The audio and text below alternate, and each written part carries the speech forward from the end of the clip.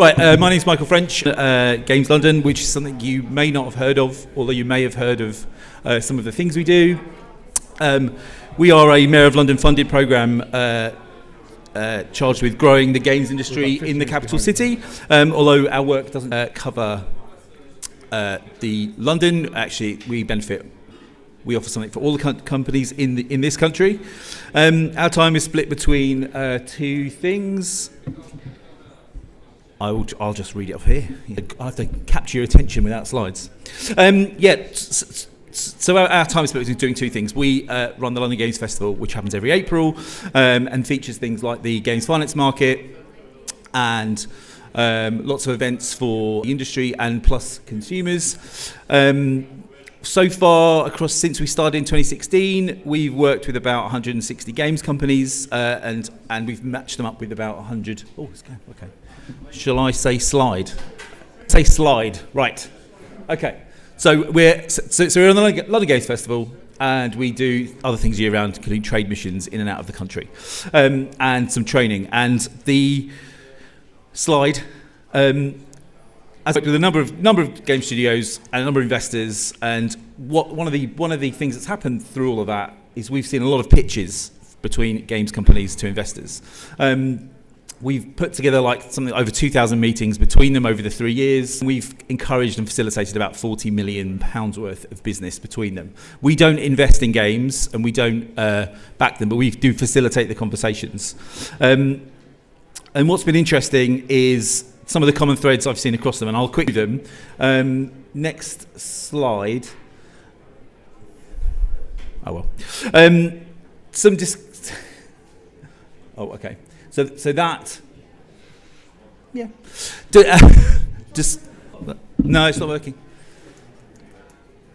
It's because it's PDF. Despite the fear of a GDPR klaxon going off, these are some of the companies that have been through our process over the last 3 years. All different types of companies, but predominantly either investors or companies that need investment. Next slide. Bit of a disclaimer before I quickly rattle through these lessons is that I don't have any data I'm specifically going to share with you. I'm not like the previous talk.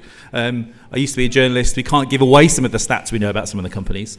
And a lot of what I'm going to talk about here are anecdotal, but at quite a large scale. I'm not going to charge you a consultancy fee for these things. And a lot of the lessons here are focused around pitching. Hopefully there's some good takeaways across it all. So next slide. So the first thing we have seen is that everyone tells game developers it's too difficult, it's too hard, and they're probably right. It's very difficult to make a game. And outside of the games industry, it does feel like the world is on fire. But all advice about it's too difficult and how hard it is to find your game funded and sold are pretty true, but I think the previous talk also showed just one of the options where there's lots of monetization options out there. We're at an event with full of them. And one of the other things that people say to us is they fear that the industry moves too fast for them. They have meetings where investors are suddenly obsessed about the next big thing that they haven't actually factored into their pitch. And I think the lesson there is that you need to ignore it. A great example is we saw a really strong pitch in our first year of the Games Festival where somebody had everything that seemed to tick all the boxes, and so we fast-tracked them through a process to meet investors. But in between, I managed to overhear a conversation where somebody basically took their pitch apart and said, they had the wrong genre, the wrong platform, the wrong monetization, the wrong art style. Everything was wrong, and I felt incredibly bad that I put this company, all these investors, and they were going to fail. But ultimately, and I'll cut out the anecdote given we're short on time, but this company managed to get investment at one of our events and has since released 2 other games and is still kind of true, despite what one investor might tell you about, how you've got things wrong. A lot of these things are subjective, and although I think the next lesson about investors that I'm going to go through is that one of the biggest learning at the moment in the game sector are the companies that have a portfolio of products or a catalogue of things succeed far more than people realise, and you don't have to have a super big hit to succeed. And I would point to a really good talk from Jake Burkett, who he's talking later on here about how he has built a business without having a big hit at all. I saw it live at, I think it's GDC a couple of years ago. I rewatched it before this just to remind myself the things he said, but it's just really valuable to know that, just because you're not the hottest thing on Twitter, or you're being told that Steam isn't the place to sell your game, doesn't mean you won't succeed. Next slide. So investors aren't interested in games. This is semi-true, and also, so we've spent a lot of time. We're paid to do it, to find investors, to encourage them to come along to our events, to meet game studios. A lot of the time when we go to companies that haven't invested in games, or companies that have once or twice, the feedback's pretty blunt. They're not interested, they've had their fingers burnt. And it's okay for us, we can kind of gather these people up without impunity because they're not seeing our pitches and they're not but the fact is that a lot of the time investors have had bad investments, or they just don't understand games. And I think one of the key lessons around this for us is about, when you find an investment partner that's interested, you have to kind of cultivate that relationship and and kind of win them over. What we've been doing through our program is encouraging developers to treat their investor meetings, their entire approach to fund, like a marketing campaign in itself. Identifying your audience and your messaging, etc. But investors tend to have bad opinions of games because of the next thing we've learned. Next slide. Which is that your pitch probably isn't very good. So we could spend all day talking about bad pitches, and we do that actually. At Games London, we have a 2-day pitch bootcamp event we do every January. We ran it 2 weeks ago, and we every year pull together game developers who want to do better, want to improve their pitch, and it's pretty successful. Everyone that goes to that goes to our other events, and I think 50% of everyone that's attended those boot camps have had full-on conversation with investors. But we have had a lot of feedsters who say, thanks for the introduction, great team, they're really enthusiastic.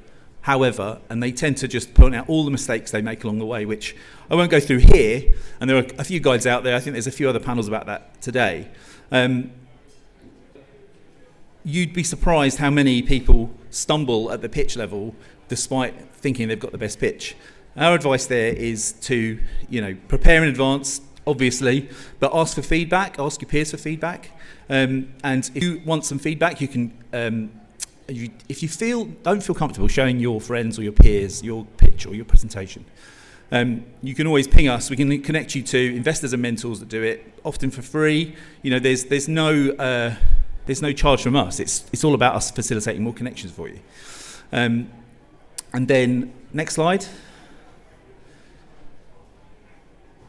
The other thing to make sure you always mention, and in a sense, I'm paid to say this because I'm a government-funded thing, but video games tax relief, you wouldn't believe the amount of games companies in this country, or even other countries, that forget to incorporate these into their forecasts and their budgeting. So when we run our financing event where people meet investors, we make sure all the pitches are sent to us in advance, and budgets as well. And you would be surprised how many big name companies forget to incorporate this in. And it's about 20% back of your costs. We've seen it firsthand where we have told investors how this process works. And some of them are the ones I mentioned that just think games are a waste of time. It's like a light bulb moment, and they realise the cost saving here in this country makes it just as effective to employ someone here as it might be in Barcelona or Vancouver. Now, obviously, those cities, they also have their own great subsidies. I used to be a journalist writing about them. There's no problem with that from us at all. It's competition. But the fact is that people just don't include it in their margins and in their calculations. And that's where investors get excited about the potential in games, especially when they think that, especially when they understand that the scale of the businesses get quite big, and the amount they're going to put into your business is much. If you don't know about VGTR, again, you can ask us. The BFI runs the program. They will answer questions for free. There are companies out there that are willing to loan against this. There are some companies that say you need to pay them to put an application in. It's not true. It's free. Sometimes this is the difference between make it or break it for some companies. It's the difference between getting a deal or not. And then the last thing I want to talk about, next slide, is one of the vaguer and more soft. Can we switch to the next slide? No. Okay. Well, it should say about the rise of games in culture. So,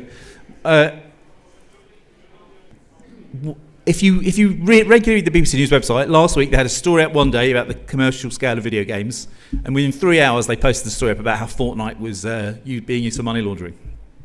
And so we're at this point where video games are part of a cultural currency, right? Everybody seems to play games or know about them, and the generations that didn't are more sceptical are kind of aging out or becoming more aware of it through friends, family, grandchildren. And so what this tends to do is change some of those lessons I talked before.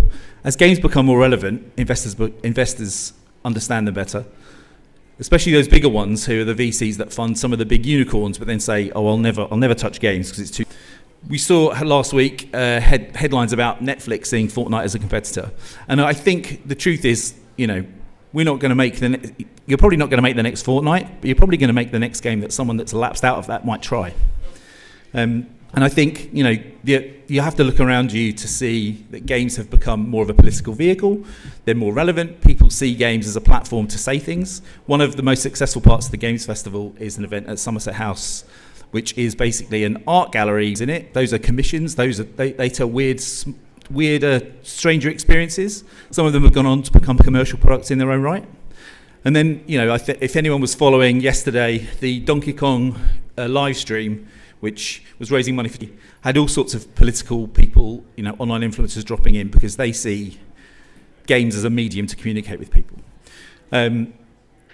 That is the end of the lessons. Next slide, last slide. I whizzed through them there.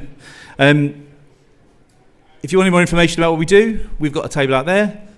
It's quite easy to find. I will happily pass you on to people if you want details on meeting investors, mentoring, or any other help. Thanks a lot.